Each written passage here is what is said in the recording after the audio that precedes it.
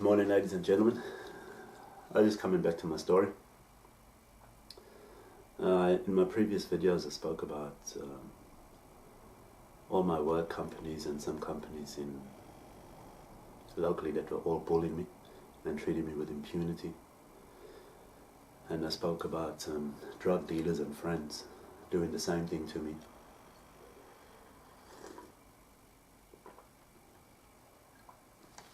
Because the system has a personal vendetta out against me. So I thought I'd elaborate on a few of these drug dealers that I spoke about in the last video, because I probably won't talk about them again. So my question is, why aren't these people in jail, and why were they allowed to treat me with impunity? Because the system's been following me around and had all my work companies and other companies bullying me and treating me with impunity. And they've known about every one of these drug dealers. So the system got them to treat me as a dog, as a rapist, as a pedophile, and as an inferior. So I want to know, how come they get away with it and they're not in jail? First off, I'll start with KITTO. He's the guy that was at Brownie Towers a couple of units down from my mum's house, from my mum's flat. Now KITTO,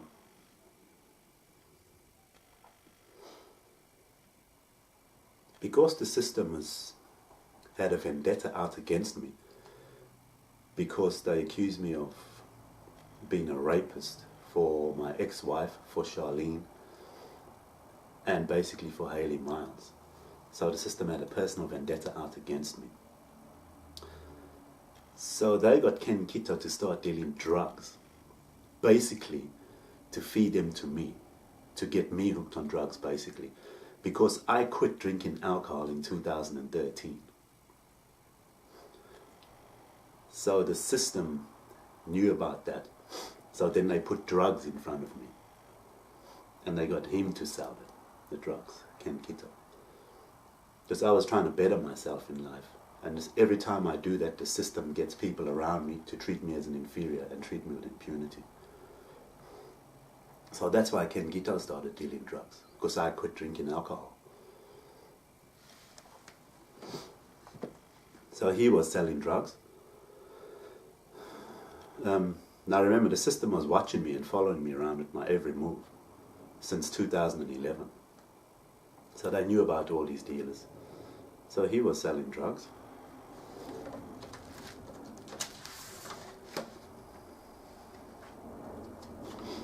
They knew about me and him picking up drugs from his sister's house up in Joondalup. He was bullying me and calling me a sookie lala.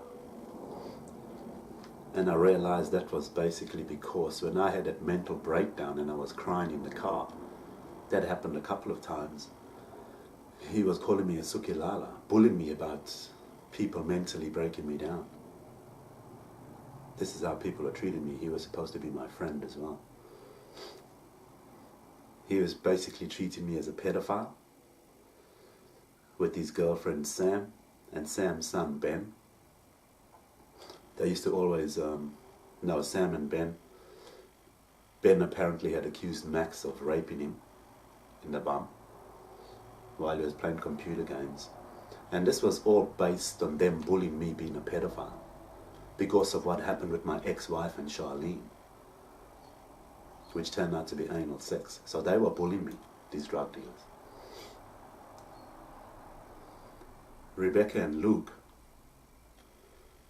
his sister's son and his sister's son's girlfriend, they had some beautiful daughters. They were bullying me. And every time I used to come back from the shops or wherever I go, Rebekah and her little girls were always in the shower. There was a window I used to walk past to get to my mum's house, And every time I came back, they were always in the shower laughing and giggling and acting like, sounding like little girls, you know. And they were basically bullying me, calling me a pervert and trying to evoke carnal thoughts out of me all the time. That's what they were doing. They were doing it deliberately. I mean, Ken basically killed Cindy, which was the old lady that used to stay a couple of doors the other side of my mum's flat. Because Ken and John and Cindy were outside. They were all bullying me. They were making noise and surrounding my life with drama. So they were making noise on purpose at one time. And in the process of doing that, he knocked Cindy over and she went to hospital and she died. And that happened because they were bullying me. That's why that happened. Because they were bullying me and it went wrong. And that's what the results were. Cindy's dead.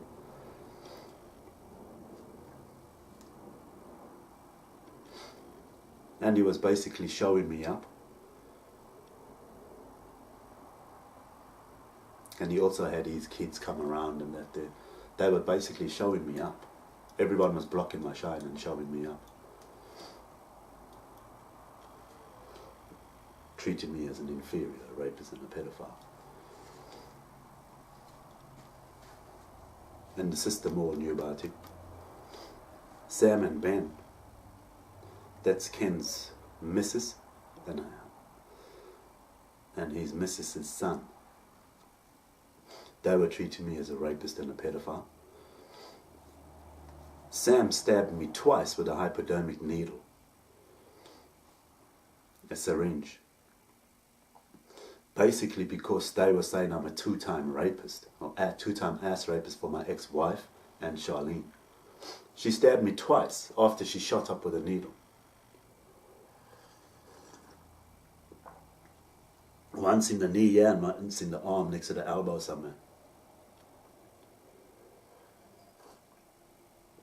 Can you believe that? They done this on purpose, I found out. She stabbed me with a needle twice, man. Calling me a two-time rapist. And all of them, they were dealing drugs and doing drugs in front of their kids, with their kids around.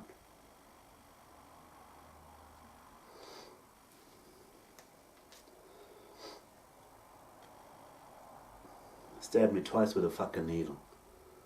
And she had done that deliberately. Can you believe this? And everybody knew that. They orchestrated for this to happen. They all treated me with impunity, same like my work companies and my work colleagues, yeah? Everybody from a level of high authority down there to druggies treated me the same, yeah? This is what I'm trying to get across. Because the system knows and everybody knows what was going on. It was a system orchestrating everybody to treat me with impunity. Rebekah and Luke, they were treating me as a pervert and a pedophile. Like I said, they were always in the shower with their kids when I was coming back to my mom's house. Because they called me a pervert. And they said they thought I jump fences or look at women in their houses and take photos of people. Because of photos I got from the internet on my phone. And just rumors. So they were basically trying to evoke carnal thoughts of them in the shower with their little girls all the time, bullying me.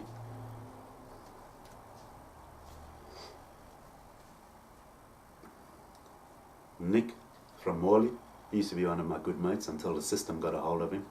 He started treating me as a pedophile, basically.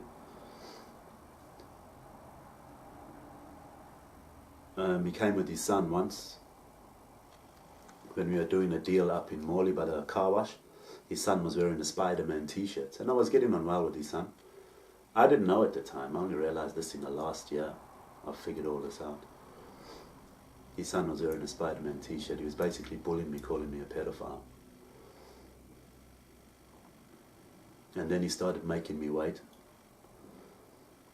He used to live just up the road where I used to wait for him, and he used to make me wait almost an hour sometimes. that's all relative to me and Hayley Miles, because I hadn't sorted out my business with Hayley. So the system are orchestrating my friends and that to treat me with impunity and make me wait. Well, he's a drug dealer as well. He was basically setting me up to sell drugs as well one time.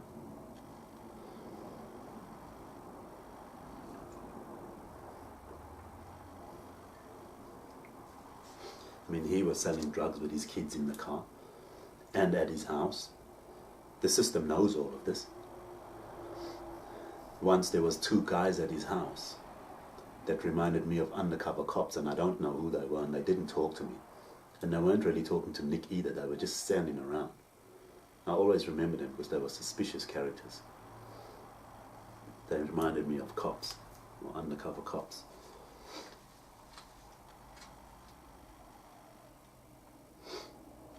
He also changed the mags on his car one time.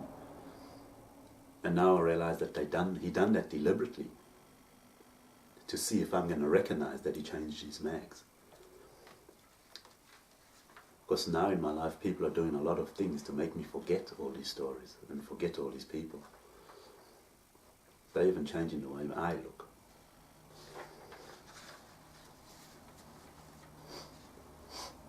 Nick introduced me to a couple of his mates one time, up in Beachborough. They were making me wait.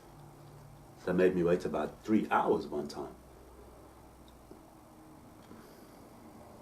And the place that they made me wait is where I saw Nassim Koloski one time.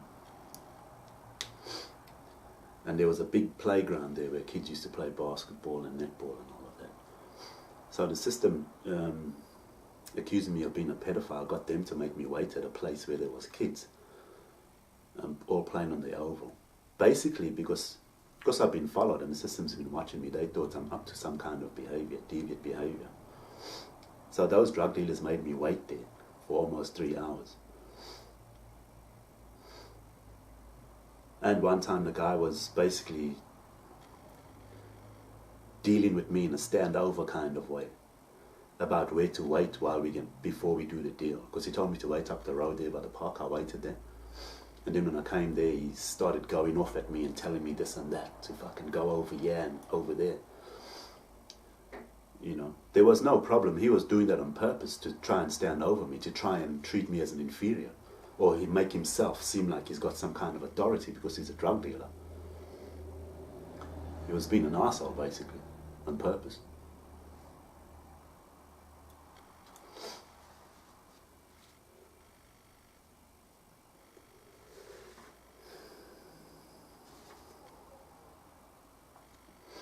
There's another white guy, John.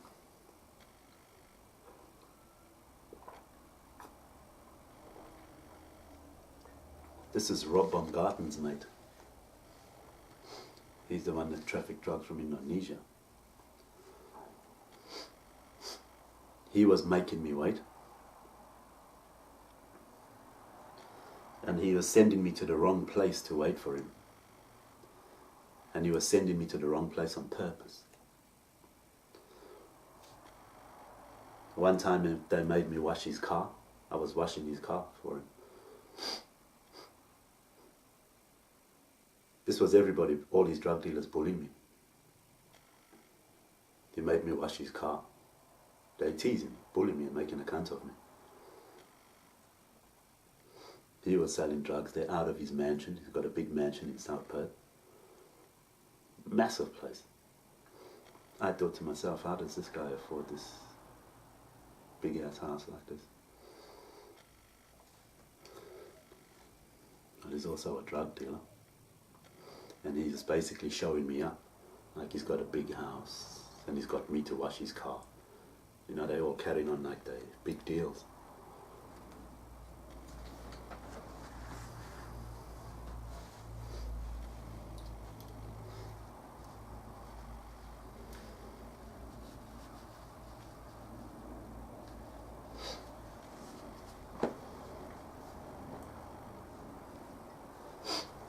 John Hill, the Irish guy from FMG. He was also making me wait.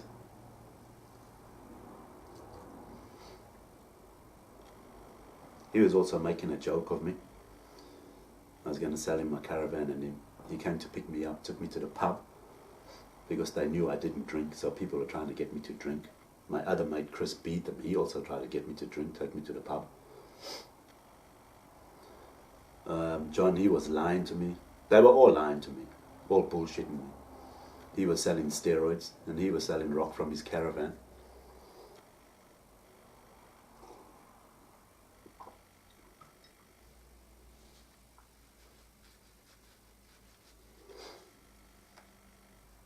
The system knows about all of these people. They've been following me around while I've been in contact with these people and dealing with them. Corgi from up the road here. This is Ken Kitto's sister. She was making a fool of me. She was treating me as a pervert. And she was selling the drugs from her house with their kids around. Her kid didn't sell me drugs. Sold drugs one time. I was dabbling in drugs now and again. So I knew all these people. But all these people were my friends. I didn't know they were all making a cunt of me, like they're better than me. They're all a bunch of drug dealers.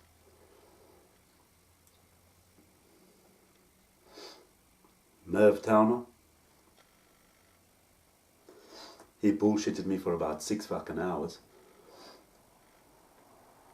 I was so happy to see someone and have someone to talk to as a friend, and he just totally bullshitted me for 6 hours. We had some gear together, and he just spoke crap to me the whole time and done my head in. The whole point of him talking to me non-stop was to confuse me, mentally drain me, and make me tired. And that's what he did. So there was no sincerity in it at all. He was just being an arsehole to me. And showing me up because he had a house, and he's a fitter, he works 2 on 1 off in the mines. See, everybody was bullying me. Because I also worked away in the mines, but the system was taking my jobs from me and kept me unemployed this whole time. And I was surrounded by drug dealers. All because of Hayley Miles, my ex-wife, and Charlene. They called me a rapist for them. And when I saw Merv Dahmer, this was in 2015. This is when I had had enough of everybody, and I thought everybody's treating me a bit strange. And I got sick of people's bullshit, so I went to see my son Lorenzo from Hayley Miles, my cousin, in Linwood in the park there. So when I fucked off everybody and I thought, fuck everyone, they bad news for me, and I went to see my son, I was trying to take my responsibility now for my son and move on with my life, because I got sick of all these shit friends of mine.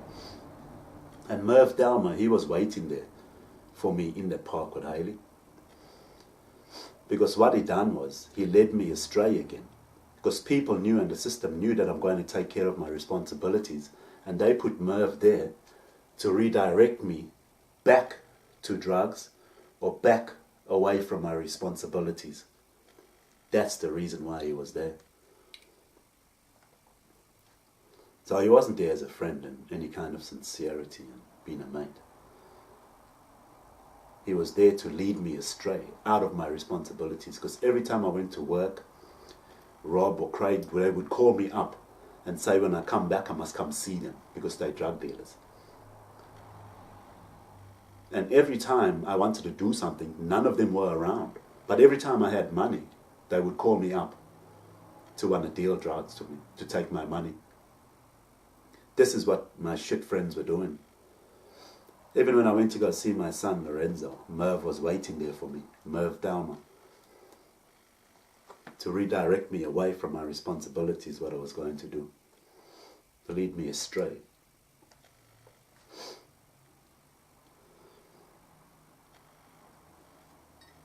Craig Hector,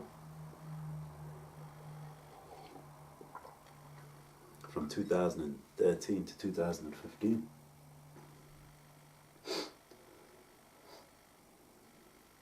Then I met him in 2012.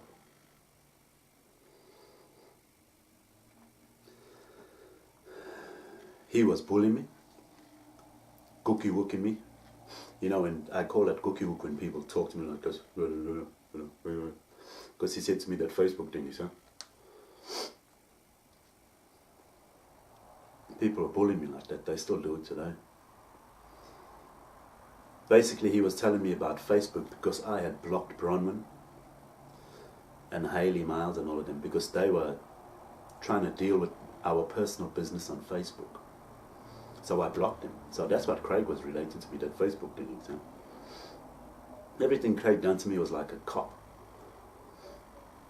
And he said to me that he drives a Tucson, or his wife drives a Tucson. He was calling me a two-time rapist. Tucson. That's what people are calling me, Tucson, two-time rapist. Two-time ass rapist for my ex-wife and Charlene. Because I told you the story, what happened with us before.